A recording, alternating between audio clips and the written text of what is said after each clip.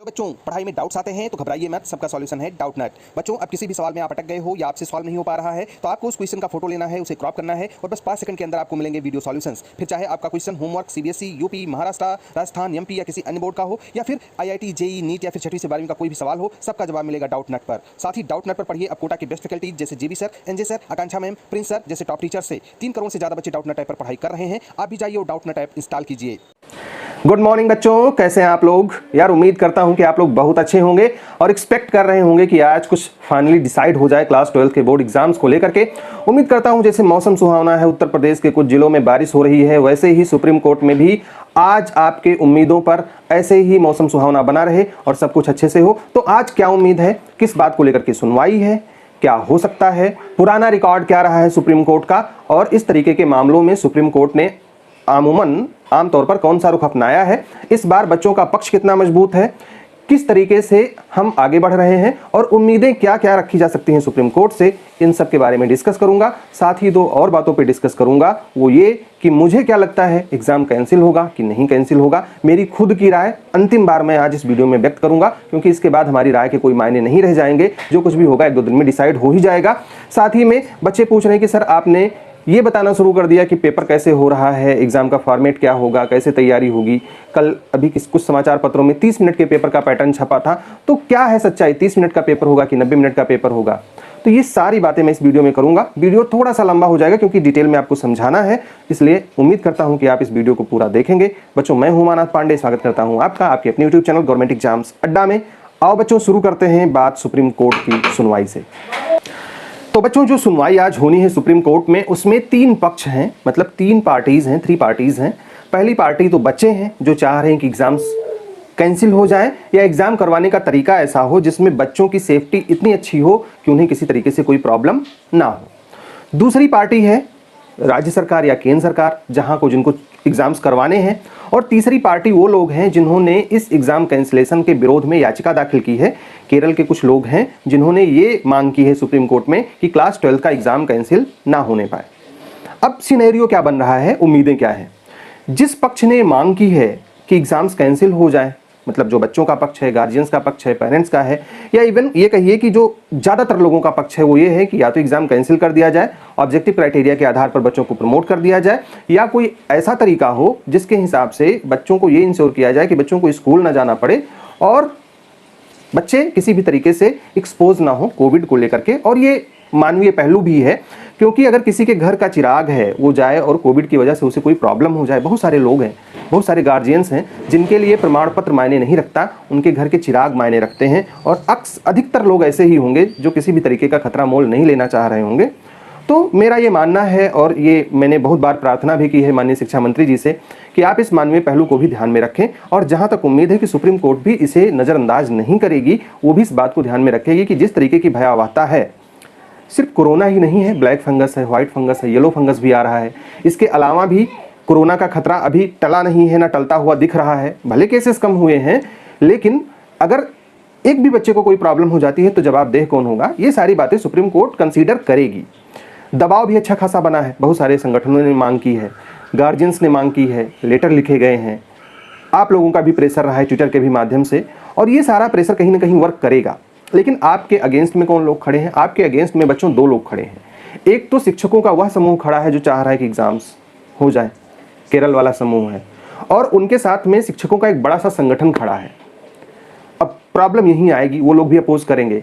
दूसरा सरकारें हैं, चाहे केंद्र सरकार हो या फिर राज्य सरकारें हो। आपको भी पता है कि केंद्र सरकार में सरकार भाजपा की है, बहुत सारे राज्यों में भी भाजपा की सरकार है। तो जो केंद्र सरकार डिसीजन ले लेगी, राज्य सरकारें उसे मना नहीं करेंगी, उसे सपोर्ट ही करेंगी। और आपने इसको मीटिंग में देखा भी होगा, अभी जो कल पेपर में छपा था कि महाराष्ट्र और दिल्ली को छोड़ करके बाकी सभी राज्यों ने मान लिया है कि हम एग्जाम्स करवा लेंगे।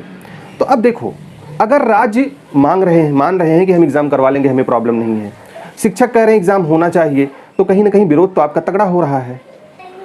ये लोग ऐसे भी हैं जो पिछले साल के सुप्रीम कोर्ट के डिसीजन को भी रखेंगे। पिछले साल जब इसी तरीके की परिस्थिति बनी थी, मामला सुप्रीम कोर्ट में पहुंचा था, अंततोगत्वा सुप्रीम कोर्ट ने ये कहते हुए इनकार कर दिया था एग्जाम रद्द करने से कि एग्जाम्स भी महत्वपूर्ण हैं और हम लाइफ की सारी एक्टिविटीज़ को बंद नहीं कर सकते। कोरोना है, इसका मतलब ये नहीं कि हम सारी चीज़ों को बंद कर देंगे। और बच्चों, पिछले साल भी बहुत ज़्यादा तनाव था, बहुत ज़्यादा प्रेशर था, पूरी विपक्षी पार्टियां भारत सरकार के अगेंस्ट खड़ी थीं। भारत की जितनी भी विपक्षी पार्टियां थीं सभी लोग खड़ी थीं।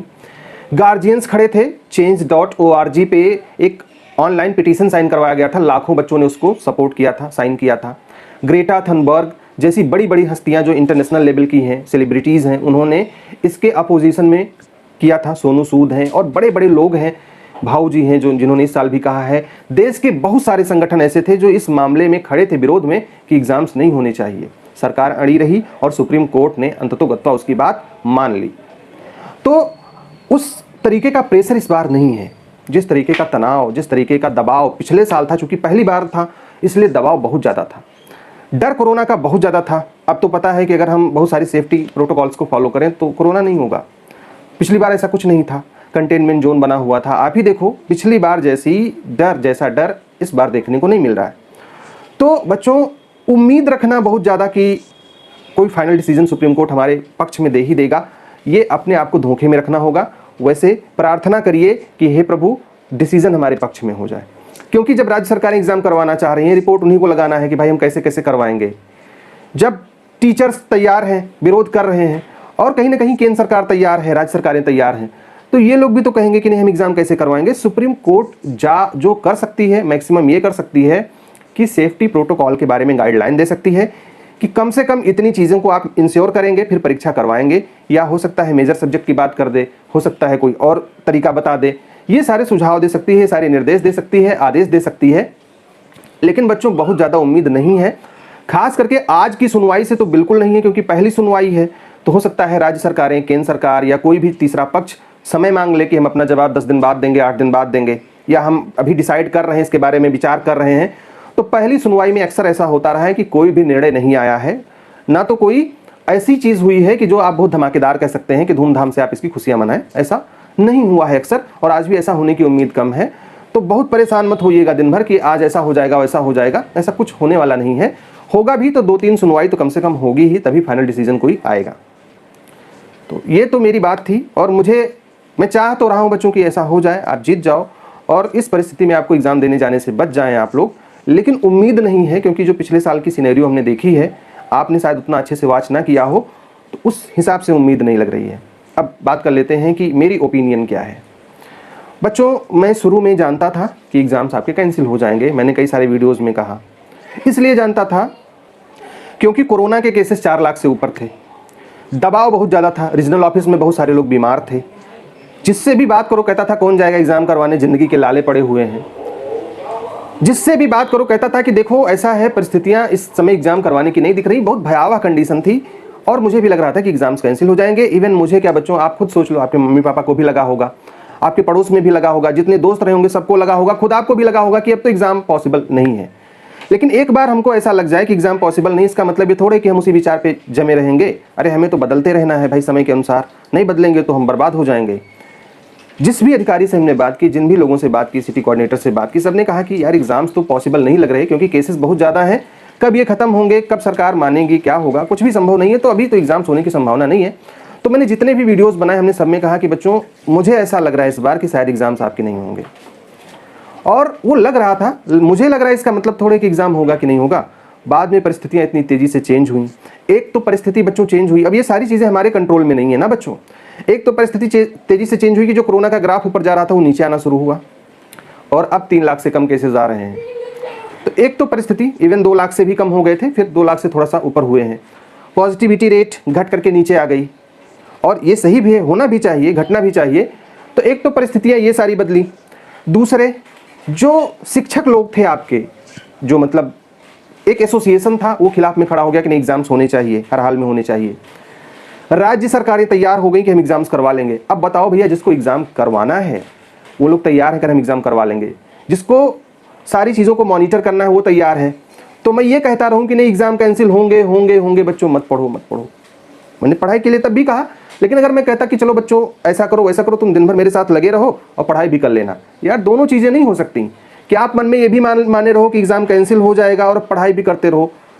कमेंट करके मुझे बताना कि अगर आपने ये माना होगा कि एग्जाम कैंसिल होगा, क्या उस टाइम आपकी पढ़ाई हुई होगी फुल कंसंट्रेशन के साथ में। बच्चों, मैं टीचर हूं ना, मैं गारंटी के साथ कह सकता हूं कि अगर आपने मान लिया कि एग्जाम कैंसिल हो जाएगा, 99.9% है, तो यार आप पढ़ नहीं पाओगे। तो बच्चों मेरे अंदर बदलाव इसीलिए हुआ क्योंकि जब मैं बात करने लगा लोगों को, मैंने एक वीडियो बना करके आपको, जब बैठकें नहीं हुई थी 17 मई को, बैठक से पहले 16 मई को ही बोला, जब मैंने बात की तो उन लोगों ने मुझे फाइनली बताया कि सर ऐसा है कि जो हायर अथॉरिटीज़ हैं वो एग्ज़ाम कंडक्ट करवाना चाह रहे हैं, वो चाह रहे हैं कि एग्ज़ाम हो जाए एनी हाउ, कैसे भी हो जाए, और वो एग्ज़ाम पोस्टपोन करने के मूड में है, तो मतलब थोड़ा सा डिले कर देंगे, और या तो वो रद्द तो करने वाले नहीं हैं। मैंने तभी आपको इन्फॉर्म कर दिया था बच्चों। और मेरा मानना है कि अगर अपने बच्चों को सही न्यूज़ देना है, ऑथेंटिक बात देनी है, तो कोई बात उनसे छुपानी नहीं चाहिए, उनको गुमराह नहीं करना चाहिए। और इसीलिए मैंने कह दिया कि बच्चों पॉसिबिलिटी अब कम नज़र आ रही है, आप पढ़ाई के लिए पूरी तरीके से समर्पित हो जाइए। अगर एग्ज़ाम कैंसिल भी हो जाएगा तो आपकी पढ़ाई तो बेकार जाएगी नहीं। तो मेरे अंदर जो बदलाव हुआ, मैं अपनी बात से पलटा इसी वजह से, क्योंकि मेरे हाथ में तो डिसीजन लेना है नहीं, जिन लोगों को लेना था वो लोग बदल गए, परिस्थितियां बदल गई, शिक्षक लोग आपके अगेंस्ट में खड़े हो गए। अभी फिलहाल ये कंडीशन लग रहा है कि आपके एग्जाम्स हो जाएंगे। कितने हो जाएंगे, कितने परसेंट? सुप्रीम कोर्ट से मुझे 50% की उम्मीद है, 50% लग रहा है कि हो जाना चाहिए। लेकिन बच्चों पिछले साल की परिस्थितियों और इस साल की परिस्थितियों, दबावों और अपने खुद के अनुभव को देखते हुए मुझे नहीं लग रहा है कि सुप्रीम कोर्ट एग्जाम कैंसिल करेगा। मतलब ये मेरा पर्सनल है, आप चाहो तो मान सकते हो, ये भी मान सकते हो कि एग्जाम नहीं होगा अपने स्तर पे, लेकिन मेरे स्तर पे 100% मैं जानता हूं कि अब आपका एग्जाम हो जाएगा। पहली बात तो ये मेरा मानना है। और अगर मैं आपको पहले सचेत कर दूं, 10 दिन पहले से आप अपनी पढ़ाई शुरू कर दो और आपका फायदा हो जाए, नुकसान ना हो। अगर मान लीजिए एग्जाम कैंसिल भी हो जाएगा तब भी आप नुकसान में नहीं रहोगे, तो विन एंड विन सिचुएशन रहेगी अगर आप हमारी बात मानोगे। और मुझे पता है जितने भी फॉलोअर्स मेरे हैं ना, 74,000 के आसपास में हैं, सभी लोग मेरी बात मानेंगे। और आप लोग अक्सर देखते होंगे ना कि मेरे इस चैनल पे व्यूज़ कम आते हैं। बताऊं मैं क्यों आते हैं? आप लोगों को ऐसा लगा होगा कि सर की बातों में दम नहीं, सर पे लोग बिलीव नहीं करते। बच्चों इसलिए कम आते हैं क्योंकि जितने बच्चे मेरे थे, ज़्यादातर बच्चे पास होकर के अगले क्लास में चले गए। मैंने कभी मिसगाइड नहीं किया। और जितने बच्चे मेरे फॉलोअर्स थे, 90% से ज़्यादा पास होकर के कॉलेज में चले गए, या 10th वाले थे 11th में चले गए। तो 11th वालों के लिए तो भाई वीडियो ही नहीं बना रहा, तो 11th वाले तो देखेंगे नहीं। जो 12th वाले थे वो कॉलेज में चले गए, तो उनको भी अब इससे कुछ लेना देना नहीं है। लेकिन वीडियोस देख कौन रहे हैं? जो उन लोगों के फॉलोअर्स थे जिन्होंने एग्जाम कैंसिल करवाया लास्ट डे तक, इवन परसों एग्जाम होना है, आज भी कह रहे थे एग्जाम कैंसिल हो जाएगा, उन लोगों के फॉलोअर्स थे। ज़्यादातर बच्चे फेल हो गए और अब वो इंप्रूवमेंट कंपार्टमेंट प्राइवेट के लिए इधर उधर भटक रहे हैं। मुझे बहुत ज़्यादा सहानुभूति है और इस साल भी ऐसा होगा। जो 2-3 लाख फॉलोअर्स हैं लोगों के, उनमें से अधिकतर बच्चे फेल हो जाएंगे। मैं ये विश नहीं कर रहा, मैं ये जान रहा हूँ, क्योंकि उन लोगों ने पढ़ाई नहीं की है। और जो पढ़ाई नहीं की है इसीलिए उनको लग रहा है कि चलो मुझे फॉलो करना चाहिए किसी भी तरीके से, यार एड़ी चोटी का जोर लगा करके एग्जाम कैंसिल करवा ले जाओ। ये बिटर ट्रूथ है, मुझे पता है। तुम गाली दोगे बेटा, तुम अनसब्सक्राइब करके भागोगे मेरे चैनल से, कोई दिक्कत नहीं है, घूम के मेरे पास आओगे। क्योंकि जब ऐसे बच्चे हैं, अरे यार ये तो ऐसे है ना, बच्चों को गुमराह करके रखेंगे, पढ़ाई हो नहीं पाएगी उनकी, और अंततोगत्वा वो बच्चे फेल हो जाएंगे। फेल होंगे, अगर आपके स्कूल में भी कॉपी चेक हो रही है तब भी फेल होंगे। इतना ढील नहीं देगी सीबीएसई कि आप इनको पास कर दो। बहुत स्ट्रिक्ट बनाने जा रही है सीबीएसई का जो पैटर्न है, वो थोड़ा बहुत आप कर ले जाओगे, ऐसा नहीं है, लेकिन मतलब इतना ढील नहीं देगी। तो ज़्यादातर बच्चे जो इनके फॉलोअर्स हैं, जिन्होंने कुछ नहीं पढ़ा है, उनका तो पत्ता गोल होने वाला है। और वो अभी गाली भी दे करके जाएंगे। गाली कोई दे रहा है, उल्टी सीधी बात लिख रहा है, मान लो उस बच्चे ने कुछ नहीं पढ़ा है और बहुत सारी सहानुभूति उसके साथ में है। गाली दे रहा है तो बच्चों मान लेना कि इसने पढ़ाई नहीं की है और वही भड़ास निकाल रहा है अपनी।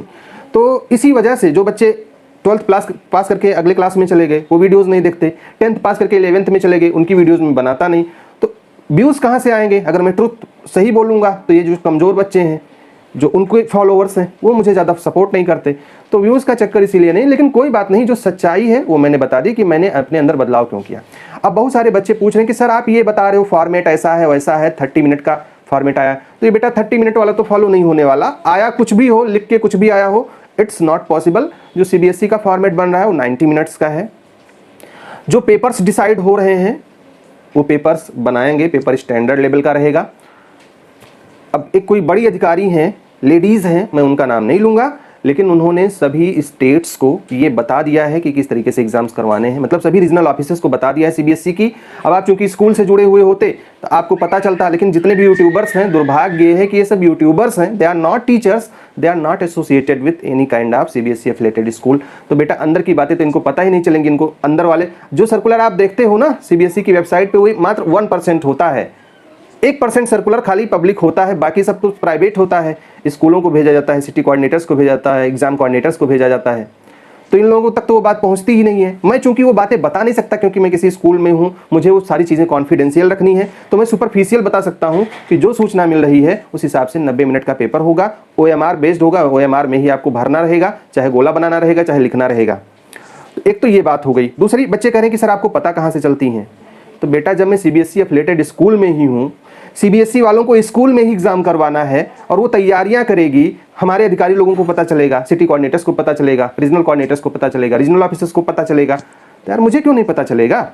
और मैं क्यों बताऊं आपको कि मुझे कौन बताता है? ये बताने के लिए तो बाध्य हूं नहीं। अगर आप विश्वास नहीं करना चाहते मत करो। सब लोग कह रहे हैं तुम एजुकेशन मिनिस्टर हो, तुमको लोग बता के जाते हैं। भाई मैं कुछ नहीं हूं, मैं एक यार बहुत ही गरीब, बहुत ही साधारण, down to earth YouTuber cum teacher हूँ। यूट्यूब पर तो मैं यार अपने बच्चों की हेल्प के लिए आया था।